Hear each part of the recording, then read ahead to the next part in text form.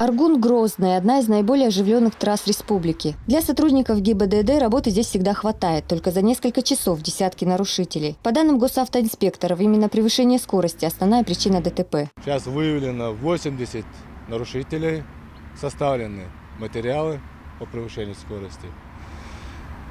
Проведена беседа воспитательная. Водители относятся к этому отлично. Понимают, почему мы это делаем. Рядовые мероприятия, вообще работа ГИБДД – это во благо всего общества. Юнус Гантимиров приехал из Дагестана, свою вину не отрицает, скорость превысил. Я лично поддерживаю это. Это проводится для нашей безопасности и безопасности окружающих. Мне вежливо относятся. Буду стараться не нарушать. Подобные рейды сотрудники спецроты проводят ежедневно в различных районах республики. С нарушителями ведется разъяснительная беседа.